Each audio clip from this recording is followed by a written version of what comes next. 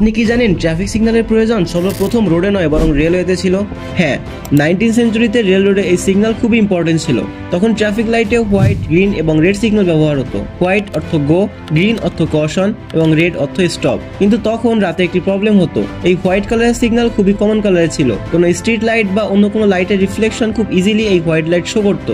আর যেহেতু ট্রেন অনেক দূর থেকে এসব সিগন্যাল দেখতো, ফলে মিসলিডিং সিগন্যালের কারণে অনেক সময় ডেডলি অ্যাক্সিডেন্ট হয়ে যেত। এই সমস্যাকে ফিক্স করতে রেল রোড কর্তৃপক্ষ কমপ্লিটলি হোয়াইট সিগন্যালকে সরিয়ে দেয়। তারপর গ্রিন সিগন্যালের অর্থ গো আর রেড সিগন্যালের অর্থ স্টপ করে দেওয়া হয়। কিন্তু তখনও ইয়েলো সিগন্যাল কর্ষণের জন্য ফাইনাল ছিল না।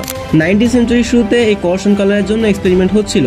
হোয়াইট কালারের বদলে ব্লু, পার্পল, গ্রিন ট্রাই করা হয়েছিল, কিন্তু ইন্ডিভিজুয়ালি ইয়েলো ফাইনাল হয়েছিল। কারণ ইয়েলোই ফগি এরিয়া এবং লো ভিজিবিলিটিতে, অর্থাৎ যেখানে অরিজিনালি কর্ষণের প্রয়োজন সেখানে ঠিক মতো সিগন্যাল শো করতো, তাও পারফেক্ট ভিজিবিলিটির সাথে।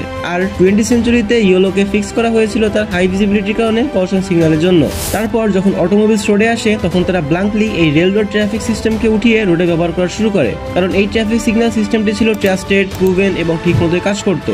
আর সর্বপ্রথম ট্রাফিক লাইট ইনস্টল করা হয়েছিল ক্লেভল্যান্ডে 1914 সালে। এখন একটা এক্সট্রা ফ্যাক্ট বলি, জাপানের রোডে সিগন্যালকে আপনি কখনো দেখেছেন? তাদের গ্রিন কালারকে আপনার কাছে কিছুটা অন্যরকম লাগে না? ওনাদের গ্রিন সিগন্যালকে আজও অফিসিয়ালি গোয়াতে ব্লু বলা হয়। এটি এর জন্য কারণ হিস্টোরিক্যালি জাপানে ব্লু এবং গ্রিনের জন্য শুধুমাত্র একটি কিওয়ার্ড আছে, আর এই জন্য জাপানিজদের গ্রিন সিগন্যাল কিছুটা ব্লু হয়। কিন্তু ইন্টারন্যাশনাল সিগন্যাল সিস্টেমকে ম্যাচ করার জন্য এই সিগন্যালকে কিছুটা গ্রিনিশ ব্লু বা ব্লুইশ গ্রিন রাখা হয়। তো টেকনিক্যালি জাপানের green signal most bluish green.